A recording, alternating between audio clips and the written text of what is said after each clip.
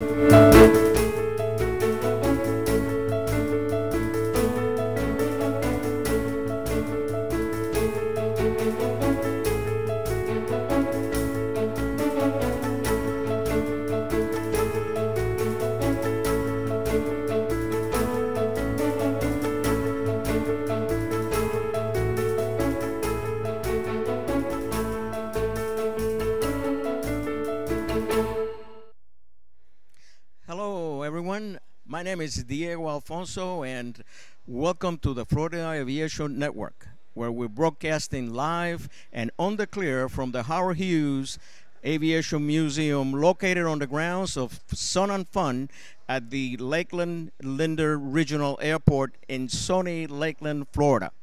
If you just joined us, by the way, this year, 2013, marks the 39th consecutive air show, fly-in, and expo of Sun and Fun. I've been myself coming in here for the past 20 years. As you know, today we're going to have some personalities, aviation personalities that are going to come to our show, and we're going to interview them. And we were just joined by Flight Lieutenant Mark Bird from the Ken Wing Training Academy located in the southeast England. They're visiting here at Sun and Fun. As you know, we got a lot of visitors from all over the world, and not only are they visiting, there is also a tradition behind their visit, especially to Florida, and we're going to learn all about that.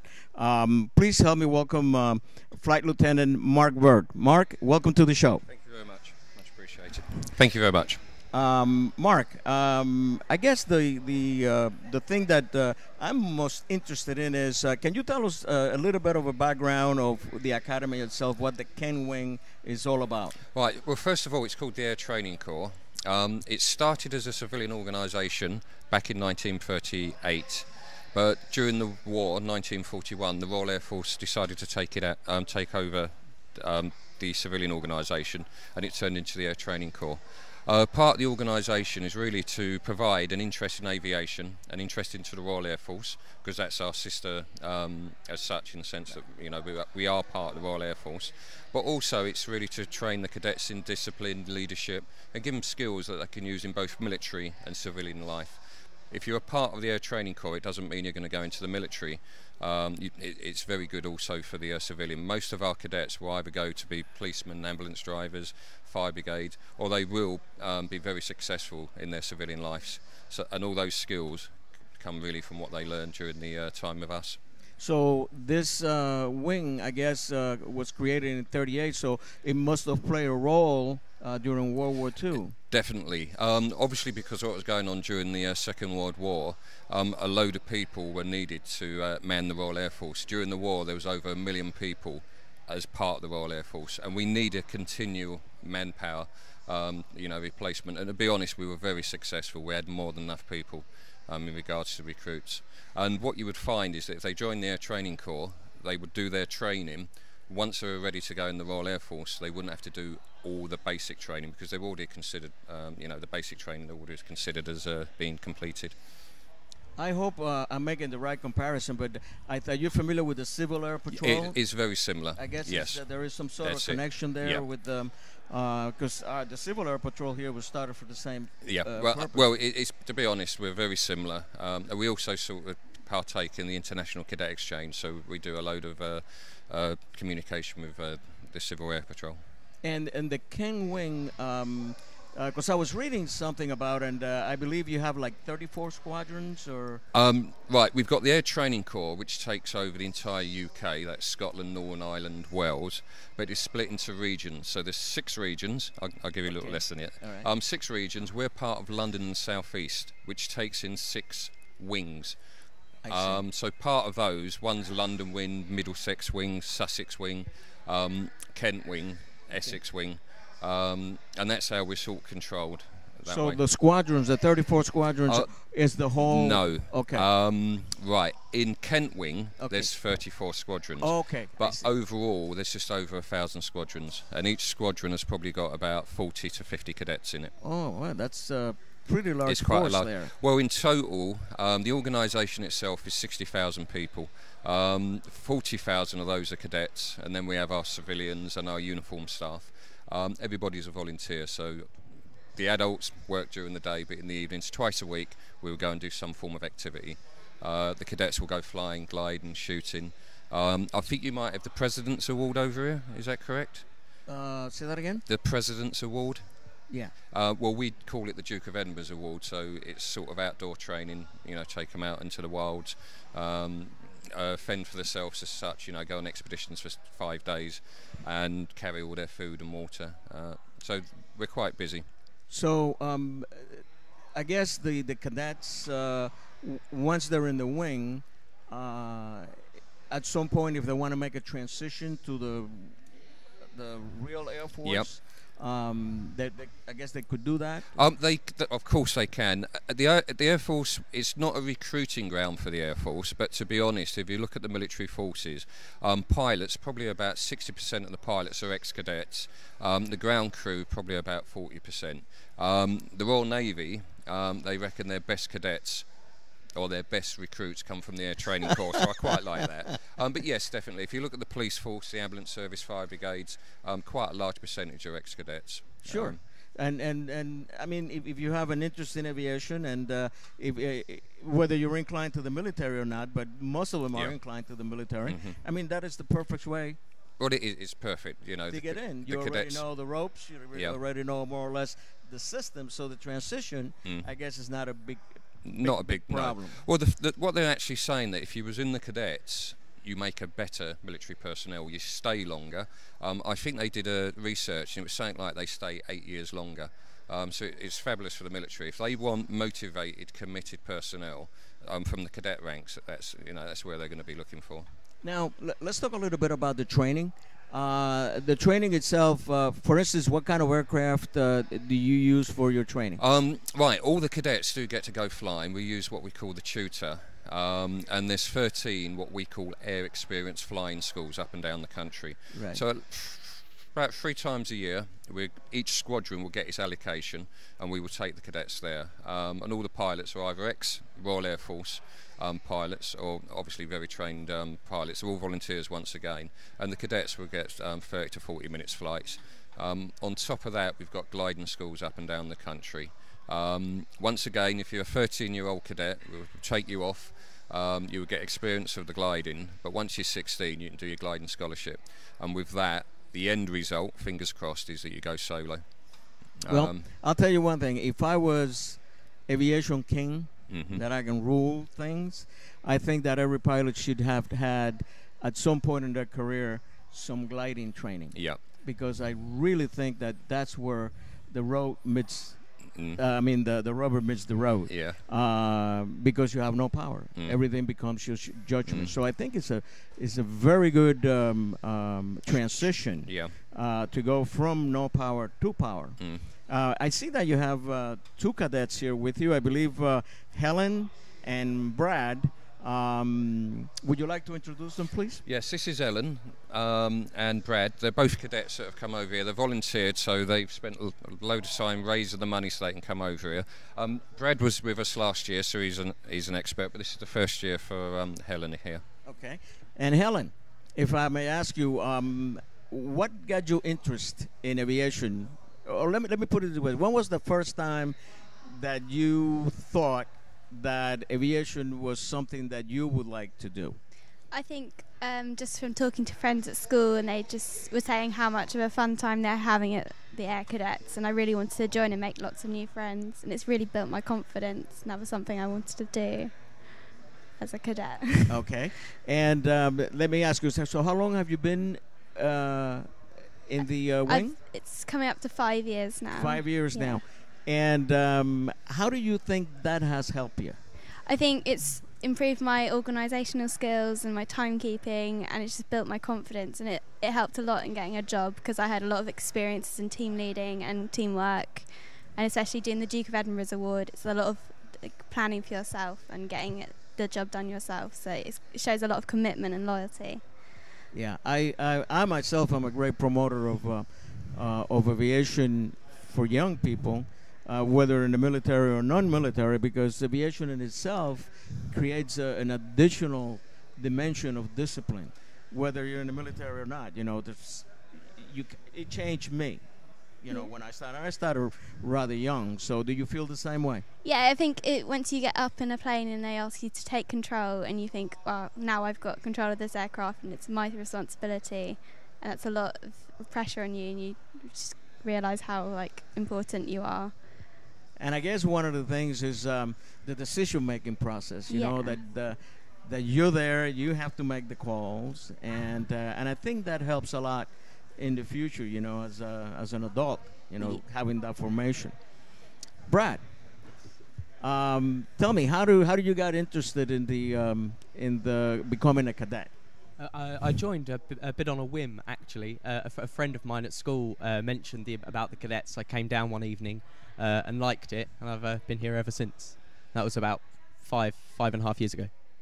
I see. And you've been there only, say, for about a year, he says, or how long have you been in the wing? About 5 years. Oh, 5 years. Yeah, Okay. Just over 5. I misunderstood. You've both been about the same time. Yes. And how did you find that the being part of the King Wing has helped you? Well, quite like Helen said, it helps with your leadership skills and getting a job. All the civilian side, it definitely helps with. But again, with the military side, with flying experience, all the activities we do, the Duke of Edinburgh, the ACP-16, all the fieldcraft training, it's all A, good fun, but B, gives you all the experiences and qualifications you might need for later on in life. That's great. And what are your plans for the future? What are you planning to do in the next, say, 5 or 10 years? I'd quite like to fly civilian, commercial piloting, if I can't get into the Royal Air Force. But the Royal Air Force is the first step. If not, then maybe commercial piloting. Okay. When you say commercial pilot, I guess you mean airline or yes. Corporate? Or yeah, airliners. Airliner? Yeah. Airliner. Any airline in particular that you favor no. at this point? Haven't got anything. Whoever takes you, right? Yeah. Hey, right. we're not choosing. Yeah. And how about you? What are your plans for the future? Currently, I want to go into teaching. This is something that I've learnt through cadets. Like, we get taught, we have exams, and we do all the aviation training, like how to fly, navigate and stuff. And as you progress up the rank structure, you get to teach the cadets, and I've really enjoyed this experience, and I really want to be able to do it with teenagers like my age, so in a secondary school for ages 11 to 18. Great. I'm not going to ask you about what you're planning to do in the future. I'm going to ask you a little bit about your past. Yep. Tell me about how you got involved in the wing. Right. I went to a school fete, and there was a recruiting stand for the Air Training Corps, and I thought, I don't want nothing to do with that. Nothing to do with that at all. I'm not joining the cadets. And what they said to me was, come down and just have a look. Nothing to lose, come down and have a look. So I went down to have a look, and I thought, I'm not going to join this, and I've been there 30 years. I started off as a cadet. I started off when I was 15, went through the ranks as a cadet, left for a couple of years, walked past the gates, and they said, come in for a cup of tea, and I've been there as an adult. And I think it's fantastic. It's great. I get to travel the world, and one thing I find is it keeps you young as well, because these people keep me on my toes. So it's been quite a long time. Aviation as general keeps you very young. Yeah. I'm 92. I don't believe you. Now, I know that the purpose of your visit here, it's threefold. I mean, one is you I guess it's in every pilot and every person that enjoys aviation to come to Sun and Fun just for the experience. Yep. Then we have the fact that you're going to have some fun. But there's also another reason why you guys come here, especially to Florida. Would you like to tell us anything about that? The reason why we come here is for the experience, to be honest. In the UK, aviation is on a totally different stand as such. Here, because America's so big, so many more people have got planes. Right. But for the cadets, it's the experience of communicating, with the Americans. We're very similar, but yet we're so different, especially with the language. Also, the people are so friendly, but it's also just to see the culture and the way that things are done over here. For example, in the UK, we go to air shows by car. Over here, you fly in and you bring your tents and you stay overnight, and for us that's fascinating. And if we look out the airplanes when we come into America, we see airfields upon airfields upon airfields. So it's a different dimension over here, and it's much bigger. And to be honest, as you said, it is fun. You know, so the average person has got that access to have their own plane, where in the UK that's not the case. But also it's an educational experience for these cadets. I've learnt a lot myself as well, talking to the pilots, the civilian pilots over here. The fact you've got a load of people that have got self-built airplanes, they're far and few between in the UK, but it seems to be, we're going to buy ourselves a kit and make ourselves an airplane, and I find that fascinating. But on top of that, the cadets take part in the workshops here, and it's great because they take all the bits and pieces. They built a wing last year and they're so pleased with that, and it's just great. But really it is an educational visit for us, a cultural visit, but importantly, as that word says, fun. They do have a lot of fun as well. Right. Now, I understand, I think I read somewhere that there is also a place here in Florida where the British pilots that came here during Yes. World War II Yeah. are remembered. Could you please tell us a little bit about that? That's at Acadia. During the Second World War, there was quite a few pilots that would come over to America to receive their training, mainly because it was a lot safer. For example, if you was training in the UK, there was obviously a big risk that you was going to be shot down.